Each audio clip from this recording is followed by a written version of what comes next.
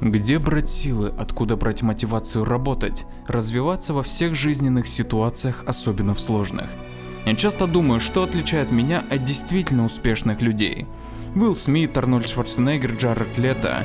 Все эти люди, которые мне импонируют, усердно работают целый день, и им это нравится. А даже если не нравится, то, говорит Уилл Смит, лучше испытывать боль от дисциплины, чем от угнетения себя за упущенные возможности и прокрастинацию каждый день. В этом ролике я вам расскажу, как у меня получается находить силы и оптимизм каждый день, чтобы двигаться неуклонно вперед и развивать свой потенциал, ум, характер, эмоциональную составляющую и в конце концов раскрывать в себе духовное начало. Ведь все так или иначе ведет к этому. Рано или поздно вас настигнет это подлинное развитие. Как говаривали мастера дзен, все дороги ведут к Богу. Неважно, чем ты занимаешься. Даже пресыщение и деградация для разумного существа в какой-то период жизни может стать хорошим трамплином для основательного и неуклонного движения вперед. У самого такое было. Но первое, что меня заряжает, так это осознание того, что умом и, конечно же, своим настроением можно управлять. С чего я начинаю свой день, так это с правильных мыслей. Я постоянно стараюсь управлять мыслями и думать о деле с того самого момента, как продрал глаза. Есть даже исследования, выводы которого гласят нам, что самое твое первое действие с момента пробуждения, или даже когда ты еще в постели, это про залипание в телефон с утра, определяет то, на что у тебя будет настрой целый день. Самое твое первое действие с утра задает темп и настроение дня. Об этом я вам расскажу более подробно в следующем ролике.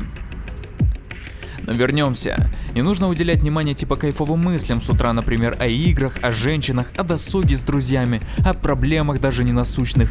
И самое любимое занятие ума – думать о чем-то негативном. Любит наш ум накручивать, говорит, что у нас много проблем, что много чего не успеваем, и грозит еще большее количество проблем и нет им конца. Но лучше сосредоточиться на том, что нужно сделать сегодня и желательно в ближайшее время. Делать нужно тоже, соответственно, с момента пробуждения не залипать сразу в телефон, соцсети или YouTube, а вспомнить о плане на сегодня и как его проще реализовать. Сразу идти и начинать действовать, без пауз и без перерывов, просто делать то, что должен, и не спрашивать, что дальше, как в одной песне. Последнее из моих откровений было то, что все люди живут в будущем. Всю свою энергию направляют не в настоящее, а грезят о том, как им будет весело и красочно когда-то потом.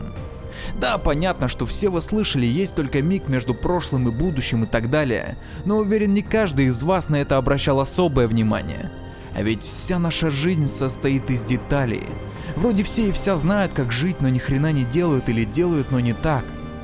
Потому хотел бы рассмотреть с вами сей момент под пристальным взглядом любопытного и эдакого ученого. Так вот, еду я как-то в автобусе и сначала за собой, наблюдая за своими мыслями.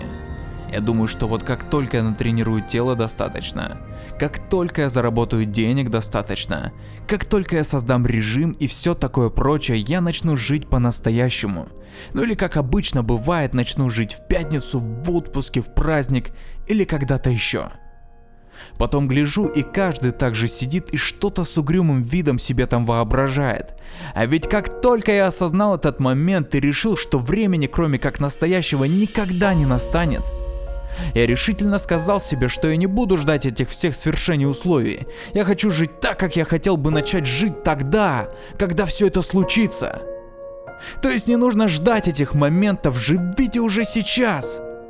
И вы не поверите, из той сонной мухи без сил, которая думала, когда у меня будет настроение, когда я встану с той ноги, когда мысли приведу в порядок, тогда я начну жить. Так вот, из той сонной мухи я превратился в энергичного, довольного жизнью, улыбающегося безмерной улыбкой всему и вся радостному сознанию. Как в детстве ты тупо в моменте, и тебя радует все вокруг, и энергия твоя не расплескивается на потом или тогда.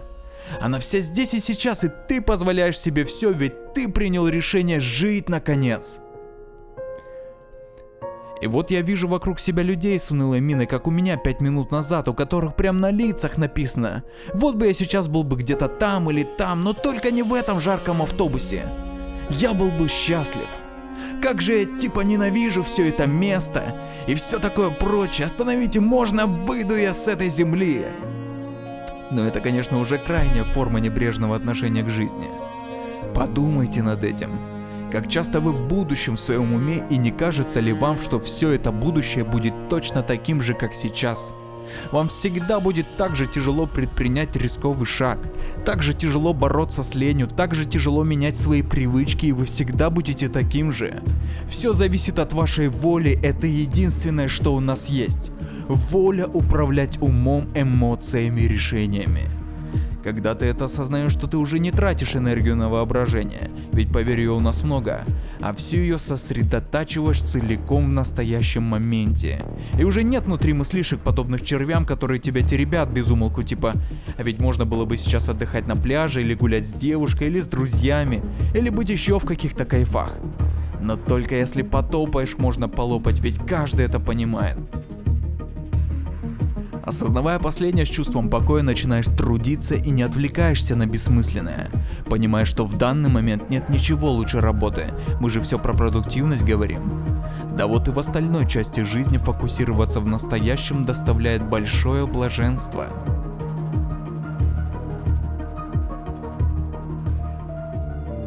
Кстати, по поводу жить здесь и сейчас, посмотрите фильм «Облака» 2020 года про парня с раком костей.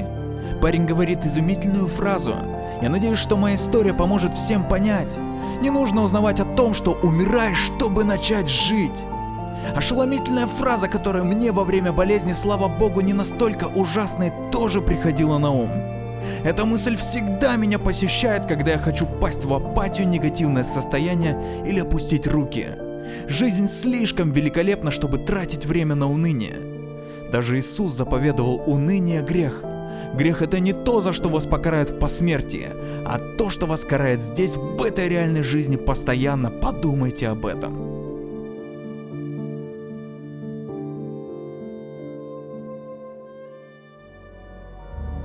Как-то раз у племянника решил спросить, в чем же его смысл жизни. Ему было 7 лет на тот момент, и он на меня как на идиота смотрел, типа, в чем дело вообще, что за вопрос? И тогда я понял, когда говорил Ошо, что жизнь и есть сама по себе смысл. В детстве, когда мы бесконечно счастливы, мы не думаем о смысле и прочей ереси. Жизнь самодостаточна, настолько она чарующая и прекрасна, что и не нужен смысл. Все в жизни и есть смысл, сама жизнь есть смысл, куда бы ты ни пошел, везде красота. Нужно лишь в нашем недетском возрасте суметь увидеть это. Ошо говорил, мудреца от ребенка отличает лишь то, что мудрец — осознанный ребенок. Нам нужно вновь стать ребенком, но уже осознанно, со всеми наработками взрослого, и тогда будет тебе счастье.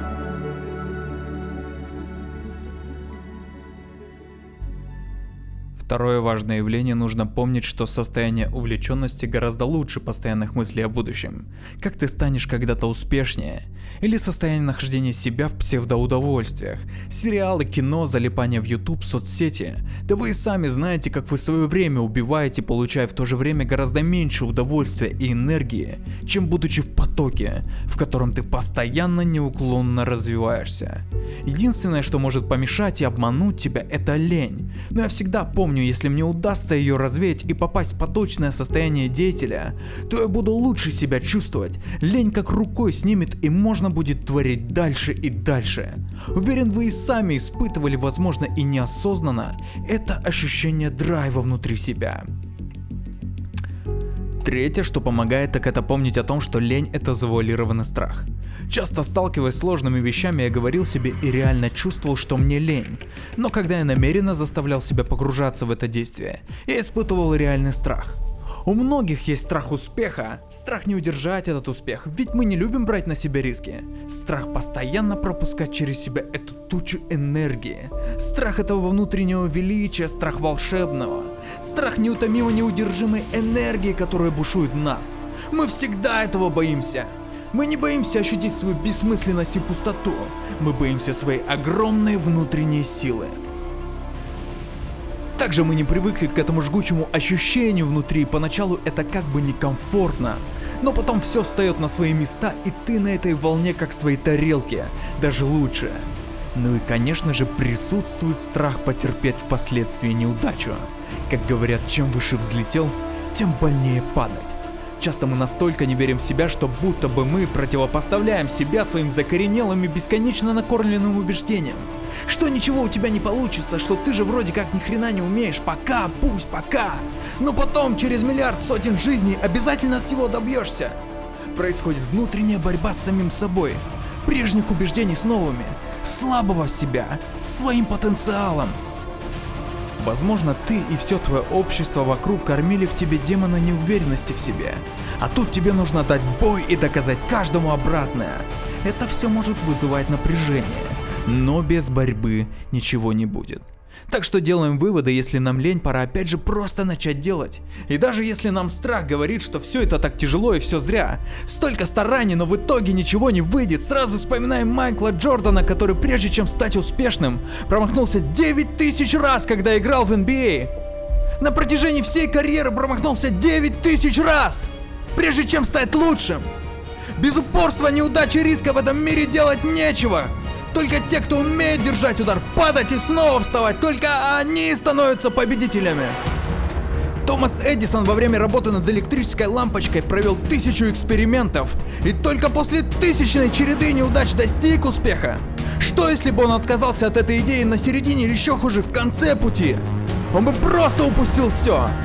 Невозможно! Невозможно выполнить работу на 99%, в счет идут только все 100. И помни, падать это нормально, ошибаться это нормально. Осознание этого поможет тебе расслабиться и двигаться вперед без дикого напряжения от страха и сомнений. Резюмируя третий пункт, скажем, страх и лень — несуществующее дерьмо, которое нужно просто игнорировать и действовать. Упорствуем всегда с максимальным энтузиазмом, помня, что великие достигали успеха великое множество раз падая, и это нормально. Именно неудача делает нас сильными, а просто успех случается только в самых посредственных вещах. Он тебя не развивает. Легкий успех в мелочах учит лишь тому, что в жизни все достается легко, на блюдечке с голубой каемочкой. Но так не бывает в великих делах. За большими свершениями всегда скрывается тяжелая борьба. За большими свершениями стоит огромный рост личностный, ведь и этого мы тоже страстно желаем. Если видео было полезным, ставь лайк. Еще я хотел бы узнать у вас, друзья. Напишите в комментариях, что вам помогает день за днем с энтузиазмом продолжать двигаться вперед.